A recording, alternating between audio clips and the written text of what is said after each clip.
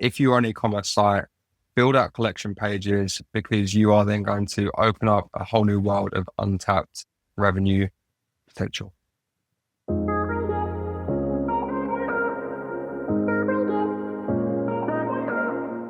I'm Joe Hale, and this is SEO in 2026. So what's your number one SEO tip for 2026?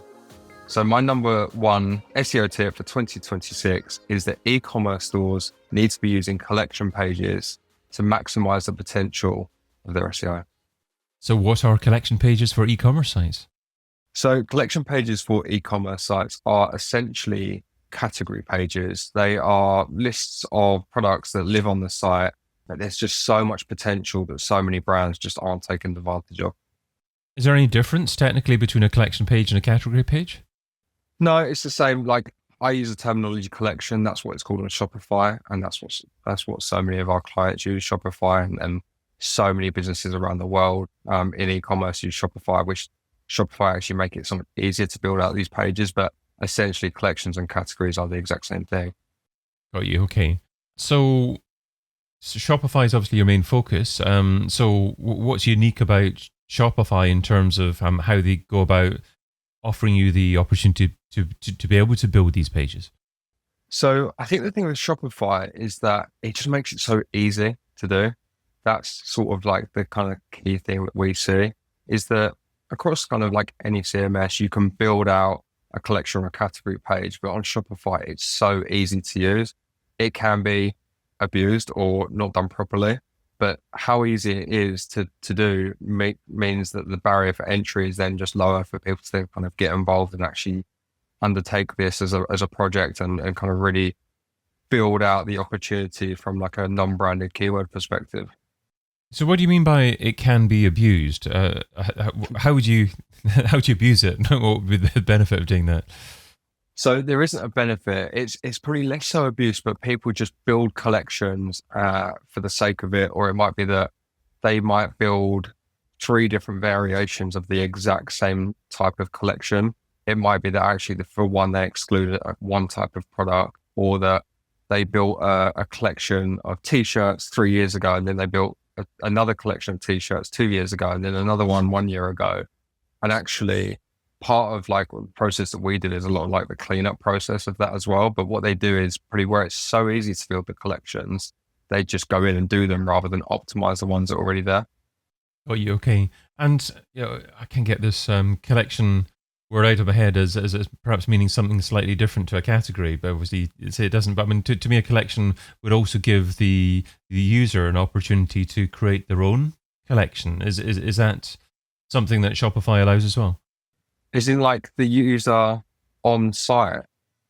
I'm imagining something a little bit more like Pinterest, where you can actually kind of create, a selection of items that interest you that you may wish to go back to and perhaps purchase from at some point in the future. Yeah, it's not so much from like a user perspective. It's definitely from like the site owner perspective, building out those collections. In theory, you can build out collections for different user types, like away from search demand. It could be that you have a Christmas gifts for dad collection and someone internally is then picking out what they think is best based on customer data, the product range, things like that. But it's not so much for a user themselves to go and build the collection. Understood. Okay. And is there like an opportunity to create a sub collection? So you'd maybe have a main collection category, then a subcategory within that? Yeah, and this is where we see so much potential because we work with a lot of fashion brands. If you sell clothing, you can have a jeans collection page and you want to properly optimize that. But then within that, you can have men's jeans, women's jeans, baggy jeans, skinny jeans, blue jeans, black jeans. And based on your product range, if you have the product range to suit, you should 100% be building out those subcategories or sub collections. Because the other thing with that is that if someone's specifically looking for skinny jeans, they know what they're looking for. You don't want to serve them all types of jeans. You want to serve them exactly what they're looking for. And that's why building out those sub collections, it's just so much opportunity. And does Shopify take care of the optimization for sub pages within that collection? So if you go into multiple pages, then obviously the SEO tells Google or whatever search engine which is the correct page in order to canonicalize for that particular collection? Yeah, so everything that needs to be optimized needs to be done by us or whoever's doing your SEO. So like the way that it would work is wouldn't necessarily sit under like /jeans/skinny. You would basically build out a new collection. So you'd have /jeans, but then you might have /skinny jeans as a separate collection. In terms of the site hierarchy, in terms of like if you have a navigation, you might have a drop down where you have jeans and then kind of like underneath you have skinny jeans, stuff like that. But essentially it's on the same sort of like level as the jeans page, the skinny jeans page would be. And then you need to go in and the reason why like you want to do it manually, the optimization, is because there's so much opportunity out there. You need to do like the full kind of keyword research, optimization, content creation, internal linking structure, all that sort of stuff. So it's quite a manual process, but as an SEO, like we want it to be a manual process because if you want to target that specific audience, you then need to be in a position that you know how to properly target them and you know exactly kind of how your product range aligns with what they're looking for and marrying up the two. And is there an ideal minimum and maximum number of items to include within a collection? I wouldn't necessarily say there's a maximum number because typically many e-commerce sites will have like an all page where the collection is just every single thing that they have on the site. I would typically say like there's not so much a minimum. You probably don't want to create a collection if there is only one product in particular, maybe one or two. It kind of depends on like how deep your product range is and like how many SKUs you have. We have seen before for a collection where you might have 2 or 3 products. There is still potential there.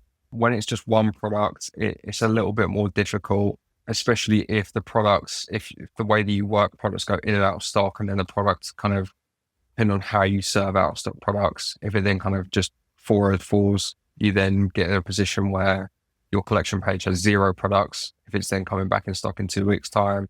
But typically I think if you kind of want to start from like 3-ish products, I know it's not a lot, but it gives you kind of a good foundation to be like, right, we've got 3 different types of skinny jeans. Let's put them here in this collection. And what do you recommend as the minimum that you need to do in order to fully optimize these pages? For instance, do you have a decent H1 in there, or maybe a description of the collection and other elements in there? Yeah, I mean, the process that we'd follow is that we want to do like kind of full keyword research. That will help us identify what people are searching for and how that marries up to the product range. We then do keyword mapping.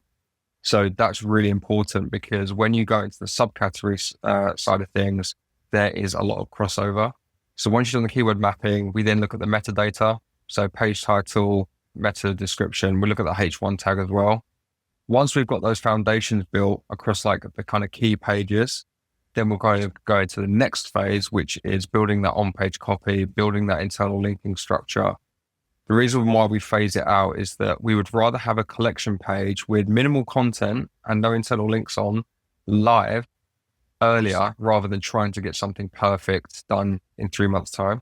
So it's kind of in a phased approach. Let's get these collection pages live, even if there's minimal content on there. Let's give them time to kind of be seen. And that's when we then go into phase 2, building that content, building the internal linking structure, look at the navigation and things like that.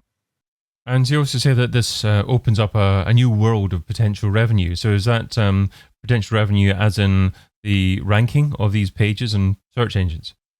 Yeah. So what we're seeing is that it just opens up how many people can find you. So a big part of this process is really trying to connect your audience to people that are searching non-branded keywords and search terms. So for example, if you're heavily reliant on brand, which a lot of fashion brands, we work fashion, but like a lot of fashion brands are reliant on their own brand name, you're then not opening up a whole new world if you sell leggings to people looking for Pilates clothes or yoga clothes or running clothing or gym clothing. And actually that's where we see so much potential, because you're then targeting someone that isn't necessarily searching for your brand, but the product aligns, and therefore that's how they come and find out about you or go, right, okay, I didn't realize this brand sold that. I'm going to go in and purchase. So it's that real kind of like removing that heavy reliance on branded search. The other reason why we do that as well is branded search can go in peaks and troughs. So if something's gone viral, you might see a spike in brand interest, but then this time next year that could drop. by creating these collection pages and putting more onus on non-brand search terms, you're then reducing that risk and making sure you're still generating revenue from a non-brand perspective. How is AI search impacting traffic that you can drive to these pages? Are more people actually doing research and perhaps experiencing the content directly on platforms like ChatGPT? So my thoughts on AI and its impact, especially like I'm talking from the perspective of like fashion e-commerce, is that I feel like the impact might be a little bit overstated. So the reason why I say that from a fashion perspective is the way that people shop, even offline, is they want to browse. They want to browse clothes. They want to understand kind of what's out there. If you bought 3 pairs of jeans in the past 3 months, it doesn't mean you want to buy another pair of jeans. You might want a pair of chinos or something else. Fashion changes over time and people then want to kind of browse and engage with the website. I think it impacts it more from like an informational or blog copy perspective. So if you have a piece of content where it's like, what are the best 5 shoes to wear with a casual suit? That's where I feel like you're going to see an impact from an AI perspective. I still think there's so much value in creating that content. And even if it's then people are searching it through ChatGPT, you then have the link to the article. But my perspective on this kind of like longer form informational content is that really has to come secondary to the more transactional terms based on the collection pages. And from a collection page perspective, again, talking more so from the lens of fashion, is that we're not really seeing those search terms giving like AI overviews or people using ChatGPT because it's less informational. It's more like they're looking to buy. They just want to browse what products are on offer. So earlier on, you were talking about, I think, T-shirts as an example in terms of there's lots of opportunity to rank for different terms and create different sub-collections, perhaps different colors or styles, certainly. How do you know if you've gone too far, if you've actually created too many different collections and your different keywords that you're targeting are perhaps actually playing off each other and you're not creating an authoritative enough piece of content, authoritative enough collection. So how do you know which collections to get rid of if you've created too many? Yeah, so I think from the perspective of originally creating those collections is you want to do that keyword mapping. You want to kind of see where is that overlap, where are the issues. So that's why we do the keyword mapping. So you can, in theory, have a t-shirts page, then a long sleeve t-shirts, and a long sleeve grey t-shirts, but we can then start to see the overlap and go, right, from a data perspective, there is search around long sleeve grey and black and white t-shirts, but actually we can kind of field all of that in one collection page because we only have 3 or 4 long sleeve products that fit within there. So it's about seeing like how many products, as we get more granular, how many products kind of fit within that category that are worth building out. If you have gone in and just created all these collections, you're unsure what to do, it really is like a big data piece that needs to be conducted. So we look at things from the perspective of optimize, redirect, or merge. So we'll look at all the data, be like, right, of these collection pages, which pages are generating clicks and impressions? We'll then look into it from a keyword perspective. Are the pages that we want to rank for XYZ keywords going to the correct pages? If not, is there some sort of like optimization / de-optimization we need to do for other pages to kind of help shift it that way? So that's like the first step. Then we look at, right, out of all of these, what pages just need further help? We know that there's benefit here because we've got 5 black t-shirts. We want to optimize the black t-shirt page, but then we can look at actually we're not targeting baggy or oversized or slim fit, whatever it is that also has data around black t-shirts. You then, after that, once you've done that, you then want to look at the redirect side of things. If we know that actually previously we sold bomber jackets, but those jackets don't exist anymore, that's when we might go, right, let's redirect that to the most appropriate page. That's a really important thing. So we don't just want to redirect it to the homepage. If we know that there's a similar style to bomber jacket, we might redirect it there. If not, we'll just redirect it to the jackets page. And then you have merging, and that kind of covers what you said. If there's too many collections that are similar, that's when you look to merge. So it might be like, right, we've got 3 or 4 variations of long sleeve t-shirts, all targeting slightly different terms. But actually the data is saying that none of these pages are really that authoritative. Let's merge the content together and build like one really strong page with more products in it. And that's kind of the approach that we would take, and then redirect the old URLs to that kind of main page. Joe, what's the key takeaway from the tip you shared today? The key takeaway from the tip that I shared today is if you're an e-commerce site, build out collection pages, because you are then going to open up a whole new world of untapped revenue potential. Joe Hale is founder at Verdi Digital. Find out more over at verdidigital.co. Joe, thanks so much for being part of SEO in 2026. Cheers, David. Thank you. I've been your host, David Bain. Get your copy of SEO in 2026, the book, over at seoin2026.com.